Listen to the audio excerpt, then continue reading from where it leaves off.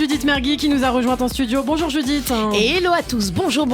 Et on commence cette revue de week-end par cette panique à Buckingham Palace. Kate Middleton, l'épouse du prince William, aurait éclaté en sanglots. Kate lors des essayages de robes pour le mariage de Meghan et Harry. Elle met en cause la pression infligée par sa belle-sœur Meghan Markle. Bah oui, mais en même temps, quand la mariée, c'est la star d'une série qui s'appelle Suits, faut pas blaguer avec les essayages, quoi. Non, après, bon, je comprends la pression. My tailor is rich. Mais enfin bon, allez, hein. Non mais c'est n'importe quoi ce matin en studio, on me laisse même pas finir mes phrases. N'importe quoi. Bon, hier c'était la journée de la femme. Bah oui, mais c'était hier. C'est terminé, donc c'est ballot. Bah alors voilà, donc vous avez raté votre petite fenêtre de respect, de reconnaissance et d'égalité. Il en a rendez-vous l'année prochaine. En attendant, fermez-la et faites la vaisselle. On revient en France. Le couvre-feu à 18h est jugé trop tôt par les Parisiens. Anne Hidalgo les soutient et déclare à 18h, on est en milieu d'après-midi à Paris. C'est moi, on dirait pas un peu une phrase d'alcoolo, tu sais, quand tu sais les mecs alcoolos qui te disent tu lui dis mais attends, mais à 9h30 t'es déjà au pastis et il te répond oh ouais, 9h30 c'est bientôt l'heure de l'apéro ici Jeannette. Apolline de Malherbe aurait répondu aux attaques de Jean-Jacques Bourdin, le critiquant à son tour. Les audiences de son interview de 8h35 continuent aujourd'hui à chuter sur l'antenne. Oh elle se calme Apolline de Malherbe là. Et comment qu'elle parle de mon Jean-Jacques Bourdin? Bon non, en vrai je vais vous dire un truc, elle dit ce qu'elle veut parce que j'en ai fini de mon obsession sur Bourdin. Ah ouais, qu'est-ce qui s'est passé? Eh ben écoute, je sais pas, moi je vous rappelle que tout ça en plus, alors à la base c'est né sur cette antenne dans ce studio, mais je sais même pas qui est Jean-Jacques Bourdin moi à la base, donc voilà. Donc ça me saoulait d'avoir une obsession sur un mec que je connais pas. Et puis de toute façon entre temps, je suis tombée amoureuse de Christophe Barbier. Donc du coup, bah voilà. Non, et vous, quand même, vous avez vu cette élégance. Oh là là, et c'était sharp. Tous les Christophe, tous les Christophe, j'ai l'impression ils ont une élégance. Oui, vous voulez dire ça parce que Christophe Dard est dans le studio avec nous. Bon bah alors, pardon. Alors démago. Allez, allons-y. Alors, il est là en plus. Je venais de parler de Christophe Barbier, je le vois apparaître. Alors non mais parce que je disais qu'on va pas. Non, c'est vrai que j'ai fait un transfert d'obsession. Je l'accorde. Et puis c'est vrai que ma direction ça l'arrange parce qu'ils m'ont dit bah écoute, t'es bien sympa, tu harcèles qui tu veux comme chroniqueur politique, mais par contre tu prends quelqu'un qui est sur notre antenne, pas chez des concurrents. Je pense que les Français sont prêts à élire une femme présidente.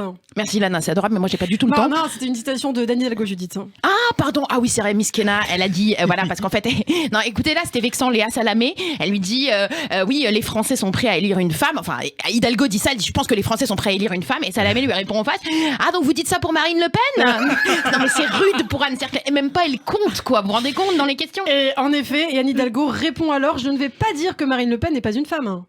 Ouais, alors moi j'ai un problème avec les gens qui parlent en double négation dans les phrases. Non mais je te promets, écoute, c'est sérieux, c'est une phrase ou un Cluedo? Je veux dire, qui a tué le complément d'objet direct dans la bibliothèque avec le chandelier, quoi? Non, attends, sérieusement, je reprends, tu ne vas pas nous dire que Marine n'est pas une femme, alors qu'est-ce que tu vas nous dire? Hein? Tu peux pas plutôt te concentrer sur ce que tu vas nous dire, sérieusement? Non mais attends, c'est tordu comme procédé, c'est alambiqué, hein? Alors si c'est comme ça qu'elle a déterminé où mettre les voies de bus dans Paris, tout s'explique.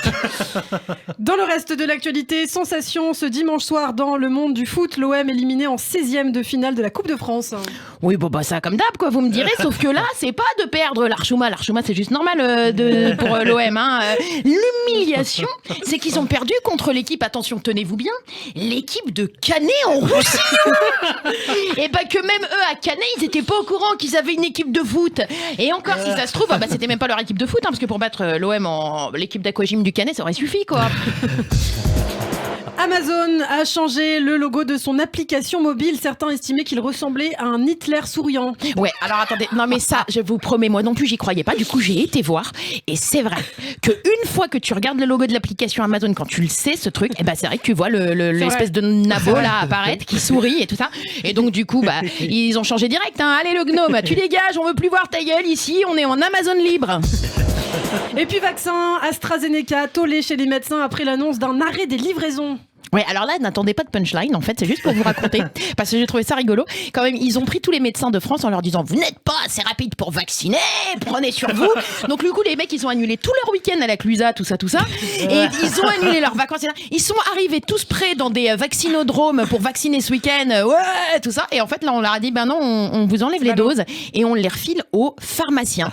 Donc voilà, les médecins sont en colère, on peut les comprendre. On les comprend. Vous finissez sur une note un petit peu sérieuse, Judith, ça m'étonne de vous. Non, c'est juste que j'avais pas de punchline sur cela, voilà.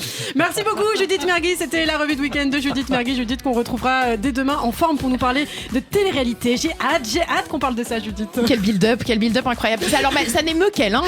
Ouais, complètement.